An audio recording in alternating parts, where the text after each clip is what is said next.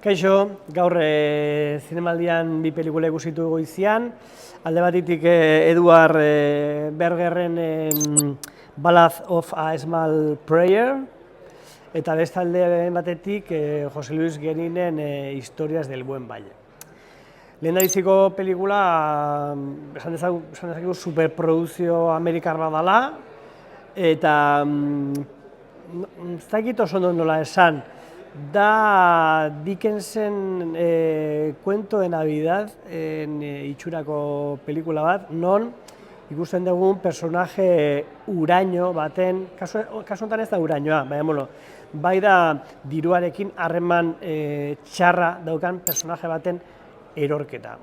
Eta ongi dago, azkenean da, ez dakit nola esan, ez? Halako ondorio moral bat daukan historia da, Colin Farrellek jokatzen du protagonista da tipo xelebre bat, bere buruari lord esaten dion, eta nahiko komikoa gertatzen den hasieran, zor pila dauzkana, diru guztiak kasinoetan gastatzen duelako, eta abia puntutik bertatik ikusten dugu tipoa arazoetan sartuta dagoela, baina amiltzen hasten da,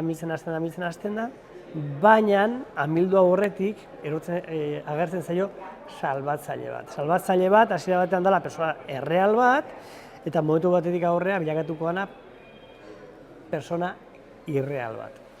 Eta zentzu hortan, pelikulak ekarri digu gora El filo sobre Berlín, Wim Wendersen pelikula, horre bat zeuden olako espiritu batzuk, aingeru batzuk, pelikulako personajen inguran zebiltzanak, eta baita ere etorri zait gogora El corazón del ángel, Alan Parkerren pelikula, Mickey Rourkek jokatzen zuena. Etorri zaizkit referentzia zinematografiko pila bat, honek esan nahi du, ez dela oso pelikula originala, baina aldi berean ez dela pelikula bat genero batean kokatzen dana eta hor gelditzen dela eroso, ez?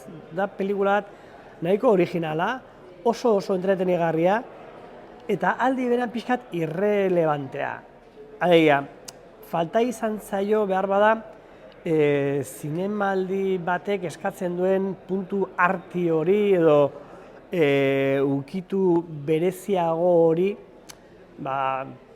pentsatu araziko ligukena, lehiaketaren barruan dagoena, ez?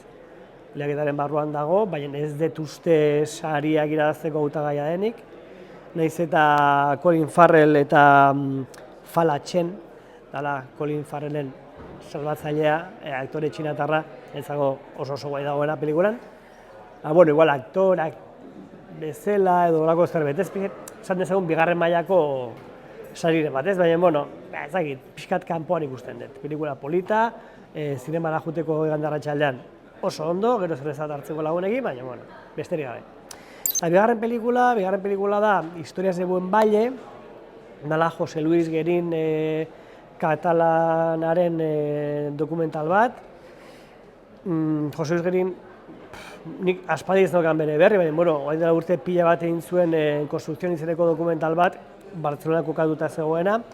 Hau ere, Bartzelonan kokatuta dago, eta orduko hartan Gerinek auzo txinatarrari buruzko erretratu bat egiten zuen, eta honako hontan egiten du Balbona, izeneko Balbona, El Buen Valle edo esan nahi dura katalanez, alegia haran ona, eta auzo horren erretratu bat egiten du, hango personajeen bidez, eta egia esan dokumentala oso ongi dago, benetan sartzen da auzoan, benetan agertzen dira auzoko biztanleak diren bezala, eta elementu desente daude, baina esate baterako badago ez da egitez harremanak nola saretzen diren langile klase soziala denean inguru bateko jabea, ez? Ez dago badago hori, eta gero dago noski, hiriko harrapakinak nola datozen, bereien asmo asmo industrial eta ekonomiko guztiekin, ez? Eta, bueno, pelikula polita da, niri pixka luzea intzait. Azkeneko 15 minututan ja gogoan okan bukatzeko, eta sensazio hori ez da ona. Eta ez zait iruditzen izan denik nekatuta geundelako, edo izan da benetan dokumentala pixka luzea dalako. 2 ordu irauten ditu. Eta, bueno, bukatu baino lehen esaneko nuke, dokumental honek, ekarri dela gogora, beste dokumental bat, Euskal Herritar batek Espainiara egin zuena, izena duena Meseta, Juan Palacios elgoibartarrak egin zuena, eta orduko hartan kontatzen zuen Gaztelako herri txiki bateko kronika bat, dokumental bat egiten zuen, niretzako kriston dokumentala da, Donostiko zinemaldian ezakit aurkeztu zen, baina Euskal Herrian ez da asko ikusi dokumental hori, eta pena da, ze dokumental oso polita da. Hain ona zen, ze tipoari Noruegako herri batek eskatu zion gauza bera egin zetan, eta ara juntzan, eta egin zuen, Meseta 2 esan dezakegu, nik ez dut ikusi. Baina, Juan Palacios, segitu beharreko izen bat.